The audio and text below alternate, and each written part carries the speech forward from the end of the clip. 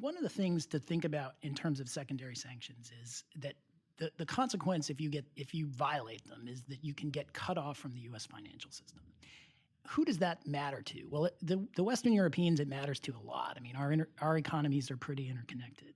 But the Chinese, the Russians, the Turks to some extent, does it matter to them if they got cut off from the U.S. financial system? And that is a big question. And part of the reason there's still, to the extent there's still business internationally in Iran, that's most of where it is. Yeah, and a lot of and something that we see all the time too is that in those countries, and especially this is the case with China, where there's a strong independent financial and banking system that can operate not completely disconnected from the U.S., but somewhat independently. I think there is less of a fear of these consequences, and not to mention the fact that we know very well that the Chinese government, the Russian government, will stand up to the U.S. if they feel like they're getting pushed around and will retaliate with potentially some pretty significant measures. So it is a different story in those parts of the world. It is, I think, again, to the extent that this is largely aimed at Western Europe and kind of U.S.